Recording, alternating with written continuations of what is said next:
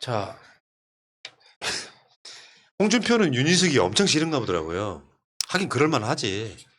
뭘 거지 발사기 같은 게 어디 강남에 나가가지고 무슨 험지도 아니고 강남에 당선돼가지고 들어와서 국회의원 1년 만에 나는 임차입니다 하나로 떠가지고 이재명 기본소득 몇 번 비판했더니 대선 주자가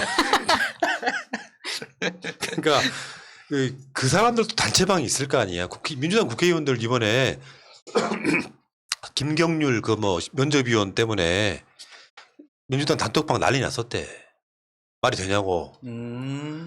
그런데 그쪽도 단톡방이 있을 거 아니에요. 그 단톡방에 홍준표가 윤희숙 출마에 망둥이도 뛴다 이런 표현 썼다가 나가버렸대. 깜짝 놀란 거죠. 자기도 써놓고. 나가버렸대. 반응이 김웅이나 이런 애들이 막 악플을 다니까 누가 승우고 누가 망둥이인지 선배님 누가 승우고 누가 망둥이입니까 하니까 홍준표가 메시지를 삭제 후 퇴장. 아유 또 뭐 삭제까지 할 건 있어. 퇴장은 한다 하더라도 너무 모냥 빠지네요. 근데 이거요. 그 사실 홍준표가 윤희숙한테 송어가 뛰면 망둥이도 뛴다.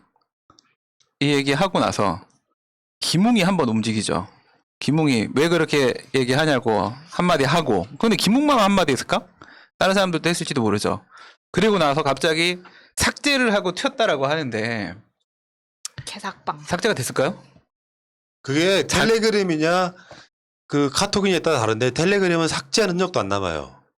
이게 심지어 텔레그램은 최근에 작년인가 아예 글을 수정할 수 있게 돼 있죠. 네. 근데 수정됨이라고 하면 표현이 돼 있지만 내가 잘못 오타를 냈거나 잘못 썼을 때는 보기 전에 수정할 수 있는 기능이 있고 그것도 귀찮으면 아예 삭제를 하면 삭제했다는 기록이 안 남고 카톡은 삭제했다는 기록이 남습니다. 카톡일 거예요. 그러니까. 근데 삭제했다는 기록이 카톡에도 남잖아요. 남는 것뿐만 아니라 지금 만약에 5분이 지나게 되면 삭제가 안 돼요. 그러니까 홍준표가 삭제를 했는 줄 알지 본인한테는 안 보여요. 카톡은 그러거든요. 내가 지우면 나한테는 안 보이는데 아 맞다. 단톡방에서 맞다. 다른 사람들은 그대로 그게 남아있어요. 그 메시지가 그대로 남아있는데 지는 삭제하고 도망갔어. 줄행랑을 쳤어. 그 상대는 계속 보고 있는 중이야. 여기서 줄행랑을 안 치면 돼. 그냥 가만히 있으면 되는 거야. 가만히 있으면 되는 건데 그런데 자기가 줄행랑을 치니까 오히려 이게 문제가 되는 거잖아요. 아니 이제 이게 이렇게 봅니다. 윤희숙의 출마는 윤석열 출마를 돕겠다 보이는 측면 하나하고 내가 다음 총선 때 공천받겠다라는 측면 두 가지가 작동을 하는 거죠. 대중적으로 인기가 있으면 그러면 내가 봤을 때는요. 윤희숙보다 더 똑똑한 김용민, 김남국, 정청래 민주당 우리가 좋아하는 국회의원들이 있잖아요. 이 사람 다 대선 출마하면 되잖아. 대선을 희화화시키는 것 때문에 홍준표가 짜증내는 거예요. 망둥이라는 표현을 쓰는 거죠. 아니 조금 관심 받으면 다 대선 나갑니까? 사실 이준석이 당대표는 그게 당대표가 맞는 자리예요? 이준석 최근에 수사 시작됐더만 이제 경찰이 시작했더만 이준석이 당대표를 하는 게 여러분들이 그냥 혁신으로 보이세요? 역사의 혁신은 꾸준히 뭔가 혁신을 주장해 왔던 사람이 불리한 모든 조건을 깨치고 이겨내고 뭔가를 해내는 거예요. 당대표가 된 게 혁신이 아니고 당대표가 되고 나서 고질적인 국민의힘의 잘못된 것을 고쳐내는 게 혁신이죠. 대표적인 역사적 혁신 대표적인 것 중에 하나가 노무현 대통령 당선이에요. 진짜 불리한 여건 속에서 당선돼가지고 굉장히 많은 일들을 해냈잖아요. 이런 게 혁신인 거죠. 근데 그것도 실적이 없는 자가 주목 좀 받는다고 내가 셀럽이 됐다고 대선 출마하는 게 정상이야? 민주당 국회의원 중에 그런 사람 한 명도 없어요. 그중에 조금 떨어진 사람 하나 있긴 하다. 피모 씨. 그 정도 대선급 아니에요. 민주당에 반대되는 이야기 쭉쭉쭉 하다가 뭐 유치원 뭐 어쩌고 해갖고 대선 나갈 만한 급이 아니고 그분 제외하고 나면 다 대선 나갈 만한 급이 되는 사람들이야. 경력을 한번 봐봐. 그 도지사를 한다거나 도지사분들 많죠. 출신이건 전직이든 아니든. 그럼 그 도정을 통해 가지고 자기 도정의 혁신을 끌어낸 사람. 별걸 다 해본 사람들. 어떤 사람들은 국무총 일을 해봤어. 정말 잘했어. 그런 사람들이 모여서 나라를 끄는 연습을 작은 규모에서 해보고 나오는 거예요. 뭐야? 윤희숙은 뭐냐고. 민주당이 그런 사람 없다. 인간적으로. 윤희숙을 제가 망둥이라고 얘기하는 거는 이제 동의를 합니다. 근데 이제 홍준표가 얘기를 하죠. 숭어가 뛰니까 망둥이도 뛴다. 사실 그런 속담이 있습니다. 근데 우리가 좀 더 익숙한 속담은 뭐냐면 꼴뚜기가 뛰니까 망둥이도 뛴다. 이런 속담이 있죠. 네, 근데 숭어의 빗대기는 너무 아까워서 숭어가 아까워서 꼴뚜기로 바꾸겠습니다. 그러면 꼴뚜기가 뛰니까 망둥이도 뛴다라고 홍준표가 윤희숙을 비아냥거를 써요. 그러면 망둥이는 윤희숙이죠. 망둥이 윤희숙인데 그럼 꼴뚜기 누구죠? 누가 뛰었는데 윤희숙이 뛴 거죠? 도대체 누가 뛰었다? 그래서 저는 여기다가 대입을 뭘 해봤냐면 꼴뚜기가 뛰니까 망둥이도 뛴다 해서 꼴뚜기는 홍준표 본인을 집어넣었다. 본인을 집어넣었다. 이렇게 생각. 그러니까 내가 나가니까 너도 나오냐? 이런 의미로 예, 한번 제가 대입을 해봤어요. 그러면 꼴뚜기에 이제 홍준표가 대입이 됐죠. 근데 이런 속담이 있습니다. 어물전 망신은 꼴뚜기가 시킨다. 그럼 어물전은 뭐냐? 국민의힘이죠. 국진당의 망신은 홍준표가 지금 다 시키고 다니고 있죠. 그런데 이런 또 속담이 있습니다. 시장의 망신은 어물전이 시킨다.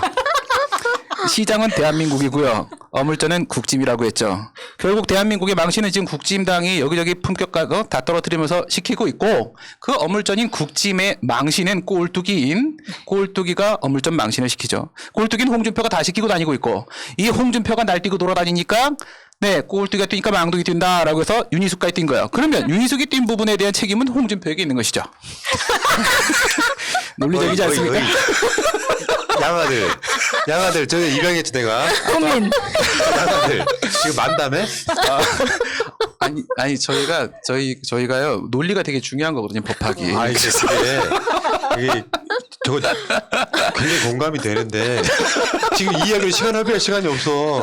여기까지만 더 들어줄게. 여기까지 그냥. 그러니까 박용진이 윤희숙하고 같은 포지션에 있는 거예요. 맞아요. 좀 뜨면 대선 나오는 거. 아니 그러니까 대선 주자라고 하는 건요.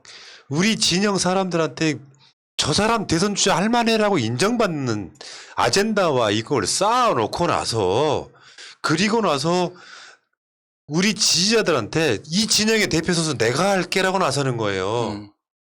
뭐, 야, 깨놓고 이야기해서 윤희숙이 저쪽 대선 주자면 나도 대선 주자 할 수 있는 거야. 하루도 안 빠지고 수년간 방송했잖아. 민주당과 문재인 정부를 위해서 박근혜 정권 교체를 위해서.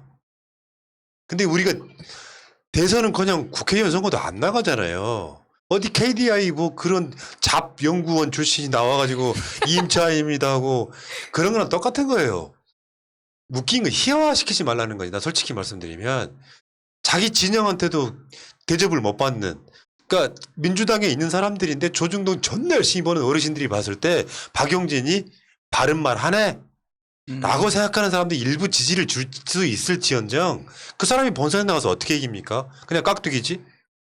그 많은 사람들이 모여서 깍두기가 되는 거라고 난 생각해요. 그보다 더 못한 게 윤희숙인 거지 뭐. 그러니까 홍준표는 솔직히 말해 형님이 성격상 질투가 많으신 분이잖아. 아니 나도 대선 후보고 당대표까지 지는 사람인데 뭐 이딴 거지 발사기 같은 게 대선 후보라고 그러니까 망둥이란 표현 쓰는 거지. 하긴 김웅도 뭐 국회의원 된지 뭐 얼마나 됐다고 당대표 선거에 나와 떨어지긴 했지만 정말 관종들의 전성시대다 이렇게 봅니다. 윤희숙이 잘못했네. 난 준표 편들기로 했어. 오늘 한마디로 까먹고 5장 받아가서 한테 아, 네. 자업자득이다. 윤석열 자업자득이다 이렇게. 어쨌건 지금 우리가 윤석열 출마 선언 갖고는 지금 며칠째 지지고 볶잖아요. 이재명도 그렇게 해드려야지. 양강인데. 이재명 진짜 많이 달라졌습니다만 맞아요. 논란 사항으로 한번 가볼까요? 최근에 논란이 뭐냐면 검찰 수사가 지나쳤지만 조국 가족 유죄 시에 책임져야 된다. 맥락은 그게 아니거든요. 봐봐. 저는 조국 전 장관님이나 가족들이 어떤 행위를 했는지 불법적이지 알지 못한다. 인간의 한계를 가지고 있기 때문에 법원의 결정을 받아들일 수밖에 없다. 질문이나 이런 맥락들은 그런 거라고. 조국 장관 가족에 대한 수사에 대해서 물어보는 거야. 검찰이 기소를 해가지고 유죄가 확정되면 그러면 대선 후보라는 사람이 이 타이밍에 그 판결을 믿을 수 없어 합니까? 어떤 감정도 싫지 않은 굉장히 무미검주한 언론적 답변이에요. 이걸 비난할 필요는 없는 거지. 사법부의 판단이 나와도 못 믿겠어 하는 대선 주자는 없어요. 다만 이런 이야기를 할 때 조금 더 스킬을 갖춰서 했으면 좋겠지만 지금은 어떤 시기냐면 이재명을 친문 주류라고 불리는 민주당 주류로부터 띄어내야 되는 세력들이 있는 거예요. 그러니까 계속 갈라치기 하는 거예요. 언론적인 답변을 해도 그중에 지들이 써먹고 싶은 워딩만 써먹기 때문에 가서 악플 달지 마세요. 원문 다 보지 않는 이상 악플 달지 마시라고. 왜냐면 또 그거를 집요하게 계속해서 갈라치기 하면서 그런 조작된 이미지를 만들어내는 애들이 존재하잖아요. 그게 사실은 국민의힘에 정말 퍼다주는 일을 하고 있는 겁니다. 그 사람들한테 속지 않으면 됩니다, 지금. 그러니까 한 사람 한마디 한마디가 아쉽다고 비판할 수는 없는 것이고 원론적인 답변은 다 당연히 있는 거야. 검찰이 수사가 지나쳤다. 근데 결과가 그렇게 나오면 받아들일 수밖에 없을 것이다. 그거는 조국 장관도 맥락이 같은 말을 했잖아요. 최종 확정 판결이 나오면 거기에 대한 책임은 내가 지겠다. 조국의 시간이라고 하는 책을 꺼내 들면서 그러니까 그 이야기는 다른 의미가 없다고 생각해요. 조국 장관을 정치적으로 사면시키는 가장 좋은 방법이 뭔지 아세요? 우리가 정권 연장하는 겁니다. 그 논란의 반 이상은 끝나버려요. 왜냐하면 민주당 내에서도 조국 장관한테 이렇게 짐을 짊어졌잖아요. 조국 장관이 뭐 보궐선거를 지게 했네 만에 말도 안 되는 거짓말이지만 근데 우리가 정권을 다시 가져오게 되면 조국 장관은 사실상 정치적으로 사면되는 거예요. 조국 장관이 정치권에 못 나오고 완전히 영광의 몸이 돼야 되는 것은 딱 하나밖에 없어요. 권력을 이용해서 권력형 비리를 저질러가지고 수백억 수천억을 가져가 이익을 본 사람이 아니라는 거 빼고 나면 나머지는 하다못해 홍준표 같은 자는 공적으로 쓰라는 원내 대책비 특수활동비를 마누라한테 1억씩 갖다 줘도 정치활동하고 있지 않습니까? 그러니까 조국 장관이 못 나올 이유는 없는 거예요. 근데 나는 이 관점에서 자꾸 이재명 지사한테 그걸 물어서 어떨 거냐고 갈라치기를 묻는 것도 웃기지만 여기에는 지금 최근에 그 김경률 건도 마찬가지잖아요. 민주당이 당 지도부가 결정했다면 받아들이겠다 할 수 있는 거는 이재명 입장에서는 지금은 당연히 답을 그렇게 할 수밖에 없어요. 지금 정세균 전 총리나 이낙연 전 총리는 굉장히 선명한 발언하죠. 이유가 뭐겠습니까? 민주당 다수의 지지자들로부터 표 가져오려고 하는 행위예요. 그 행위를 하시려면 예전에부터 했었어야지. 최근에 지금 이낙연, 정세균 두 분은 굉장히 세게 발언하고 있잖아. 네. 김경률 이런 부분은 표를 가지고 한 행위고 이재명 지사 입장에서는 이재명이 반대로 이야기 한번 해봐요. 당 지도부가 어쩌고저쩌고 뭐 대선 경선 기획단이 김경률 임명한 걸 받아들일 수 없다 그러면 뭐라고 언론이 갈라치기 하겠습니까? 근데 저는 이 부분은 이제 이재명 지사 이렇게 말을 만약에 저보고 이런 질문을 하게 되면 저도 이렇게 말을 할 겁니다. 그러니까 이거를 욕을 못 하는 거예요. 왜냐하면 이렇게밖에 말을 할 수가 없는 겁니다. 저는 이 대목에서 아까 우리가 얘기했던 한일 무역 전쟁 부분이 떠오르는데 참모진들이 뭐라고 했어요. 현실론을 얘기하면서 외교적으로 풀자, 일본과 좋게 가자 얘기했을 때 문재인 대통령이 바둑 얘기를 하시면서 지금이 바로 승부수를 던질 때다라고 얘기하면서 소부장을 독립시켜라. 독립운동의 시작이다. 근데 그렇게 사실 당시에 참모진들이 그렇게 말한 이유는 뭐예요? 안 될 수도 있으니까요. 우리가 질 수도 있으니까요. 그렇죠? 무리수가 될 수 있다라는 고민인데 그때 문재인 대통령은 딱 하나밖에 안 믿었죠. 국민을 믿었죠. 난 무조건 국민을 믿고 간다. 그리고 결국 승리를 한 거잖아요. 전 이 대목이 딱 떠오르게 되는데요. 지금 이재명 지사가 이 시점에서 사실 우선 첫 번째 나는 조국 가족들이 어떤 일을 했는지 모른다라고 했어요. 알지 못한다라고 했기 때문에 이 내용 부분이 중요한 겁니다. 책임져야가 아니라 모른다고 했기 때문에 지금은 뭐예요? 한 발 빼는 게 아니라 입장을 유보합니다예요. 설마 모르겠어요? 알죠. 아는데 요즘 이제 핵심 이슈인데 아는데 입장을 유보한다예요. 그러면 뭘 믿냐? 지지자들을 믿는 거예요. 흐름이 이렇게 가게 되면 대선이 이루어지기 전까지 대선 전까지는 조국 장관 가족과 관련된 문제들이 매듭이 지어질 것이다. 예, 그러면 지금 만약에 매듭이 지어지지 않은 상태에서 이재명 지사가 뭐 우리가 얘기하는 조국 장관을 욕하는 사람들과 그다음에 우리처럼 지키려고 하는 사람들인데 한쪽에다가 만약에 발을 딱 디뎌버리죠? 그럼 논란거리만 만들어버리는 거예요. 논란거리 만들면 이재명 지사의 지지율이 떨어지는 것이 문제가 아니라 민주당 내에서 이 문제를 가지고 계속 우리끼리 또 치고받고 싸워야 되는 상황이 온다는 거죠. 그러니까 말씀하신 게 문재인 대통령이 이건 반일의 문제가 아니라 국익의 문제야. 그렇기 때문에 가야 돼라고 얘기하신 것처럼 이건 일본이 싫어가 아니라 우리가 잘 돼야 된다 이 문제야. 국익의 문제 얘기한 것처럼 이 문제는 조국 장관에 대한 이재명 지사의 진짜 입장을 얘기한 것이 아니라 이거는 대선 관리의 문제인 겁니다. 대선 관리 문제이기 때문에 나는 알지 못한다라고 입장 유보를 한 것뿐이다. 예. 이렇게 얘기하는 게 그러니까 맞죠. 이게 이제 갈라치기에 그렇게 현혹되지 마시라 원론적인 이야기 한 거지. 반대로 이야기했으면 욕 더 먹었지. 법원의 판결을 받아들일 수 없다 할 수는 없는 거잖아요. 그렇죠. 이거는 괜히 언론적인 이야기 한 거고. 아무튼 지금 이재명 지사가 출마를 하면서 굉장히 많은 사람들한테 이 감동을 받았던 건 그만큼 준비를 많이 했을 거고. 야, 이 동영상 하나 만들고 자막까지 넣고 칼라와 흑백을 적절하게 쓰면서 그 문장 다듬는 데만 저는 몇 개월 걸렸을 거라고 보거든요.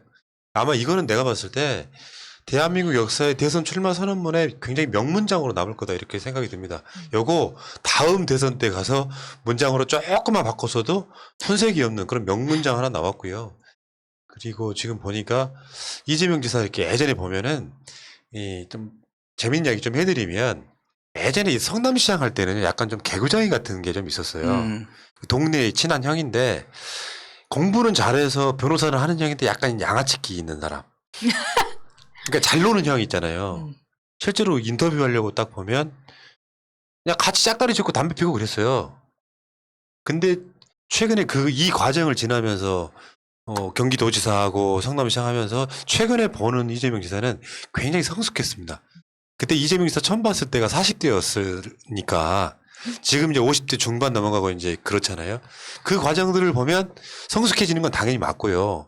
그 형수 욕설에 대해서 사과하는 것도 그 욕할 게 뭐 있어요. 이재명한테 진짜 핵심은요. 형수 욕설이 아니라 윤석열 또는 윤석열 장모나 부인한테 걸려있는 범죄 의혹이 없다는 거예요. 이재명 지사는 범죄 의혹이 없어요. 그러니까 말하자면 무슨 뭐 조폭과의 연루설이네 뭐네 이야기 다 나왔지만 아무 근거가 없었거든요. 저번에 SBS가 그 코마트레이드 조폭 연루설 이런 이야기 나왔지만 기소조차 하지 못했던 사안이에요. 맞아요. 지방에 있는 인구 100만의 시장이 사진 찍다 보면 조폭하고 찍을 수도 있는 걸 다 엮어가지고 조폭이다 이렇게 얘기를 했던 거잖아요. 김부선 씨 말할 거 있어요. 김부선이 최근에 또 그랬지. 김부선이 더 이상 정치적인 이야기 하지 않겠다. 그만하겠다고. 과연? 내가 봤을 때는 이재명 지사 자체가 가장 큰 강점은 컨텐츠가 아니고 난 비리가 없는 거라고 생각해요. 어떤 비리가 있습니까? 검사 사칭이요? 어떤 사건에 대한 검사 사칭인데 취재하던 PD가 그 당시에 성남시장을 취재하던 PD가 옆에 있던 이재명 변호사랑 같이 있다가 PD가 사칭한 거를 같이 그거를 방조해줬다고 검사 사칭 사건의 공범으로 집어넣었던 사건이에요. 음주운전? 음주운전으로 평생 그거 얼고 먹을래요? 젊었을 때 음주운전 뭐 한두 번 한 걸 가지고? 근데 옛날에는 또 이렇게 엄격하지 않았었기 때문에 음주운전 저희 아버지도 많이 했었습니다. 잘못된 거죠. 그렇지만 지금은 더 훨씬 강화돼서 우리가 이렇게 그러니까요. 느끼는 거라고. 그러니까 막 자세히 보면 털고 보면 별거 없어요. 형수 욕설한 사건도 그거 아니야.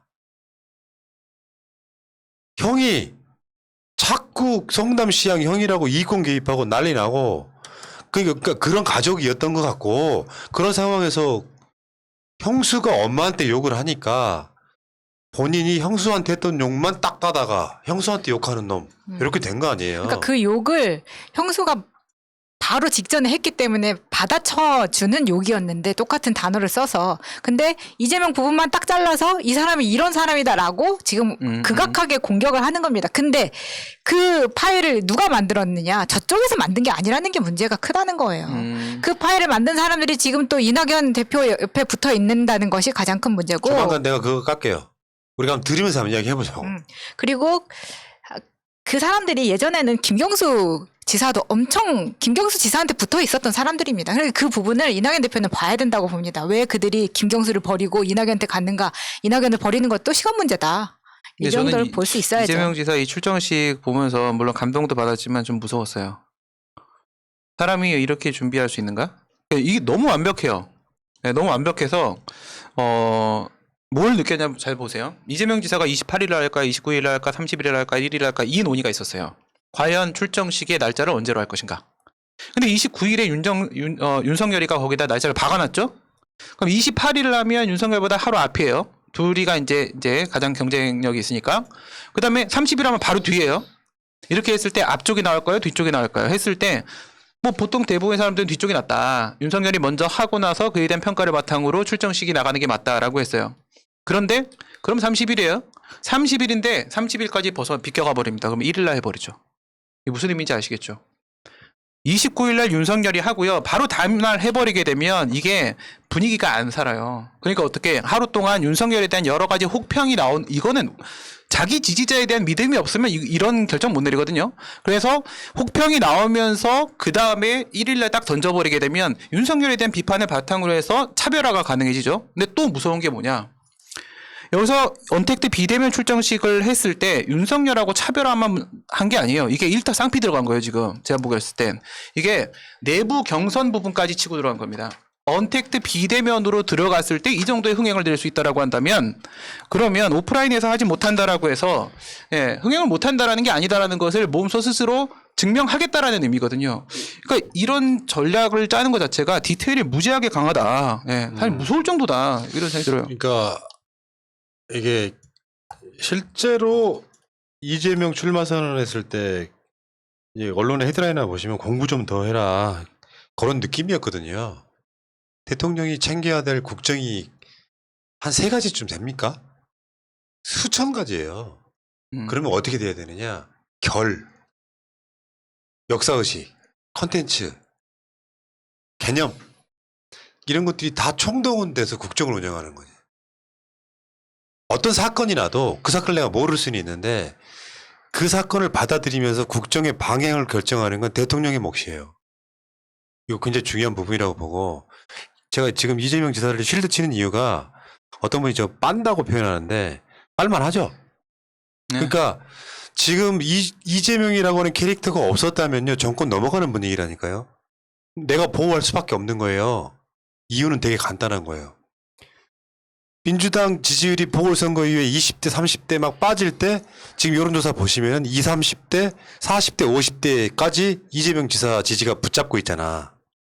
만약에 이재명 같이 뭔가를 해낼 것 같은 느낌의 주자가 없었다면 윤석열 독주로 가버린다니까? 예전에 이명박이 당선됐을 때 분위기로 가버릴 수도 있어요.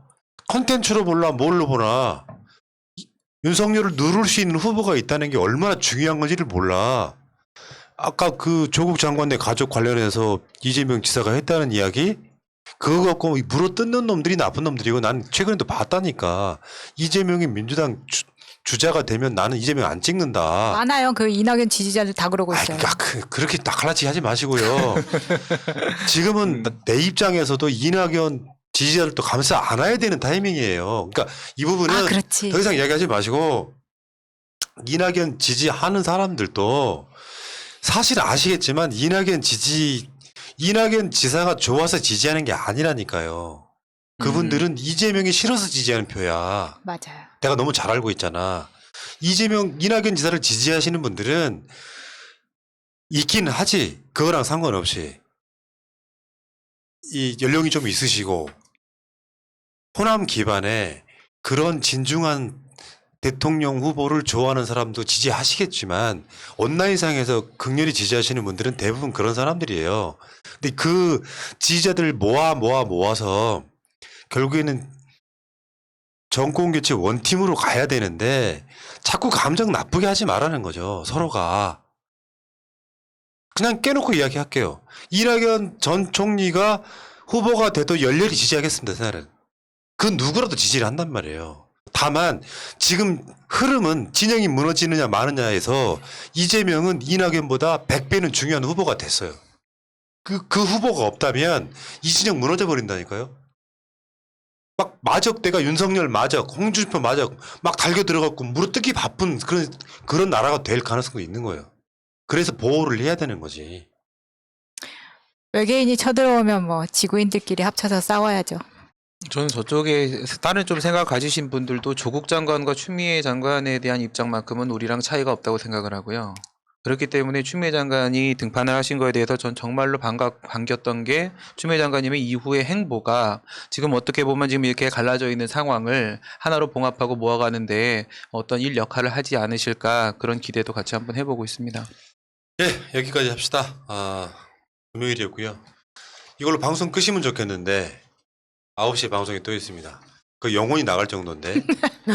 근데 사실 저는 조회수는 기대를 못해요. 9시에 나오시는 분이 사람이 아니라고.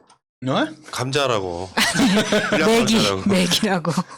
아니 조회수는 장담 못하는데 최선을 다해드리고 싶어요. 아, 최문순 경기 네, 강원도지사 네, 네. 나오시는데요. 네네. 악플 달지 마시고 제가 그 제목을 하나 달아놨는데 네. 재미없으면 반품하세요. 재밌게 한번 해볼 테니까 그게 이제 이번 주 마지막 방송이 되겠죠. 엄청 힘드네요, 솔직히. 거의 넋이 나갈 정도니까. 자, 여러분들 나가시기 전에 지금 아직도 좋아요 안 하신 분들 좀 달아주시고요. 채널 구독자가 지금 현재 지금 이 시각 현재 실시간으로 알려드릴게요. 39만 6,777명. 아, 저 계속 화내겠습니다. 그러니까 이 시간 끝날 때까지 39만 7천 명은 못 만들었는데 어찌됐건 40만 금방 좀 만들어 주시고요. 우리 민주 진영에 이거 맞아, 한 번 더 보여드려야지. 우리 민주 진영에 우리보다 더 구독자가 많은 채널들도 있지만 그 채널에 새날도 넣어주세요. 부탁 좀 드리겠습니다. 우리 민주 진영에 40만 채널 하나 더 만들어 주세요. 자, 새날 물러가겠습니다. 이따가 9시에 뵐게요.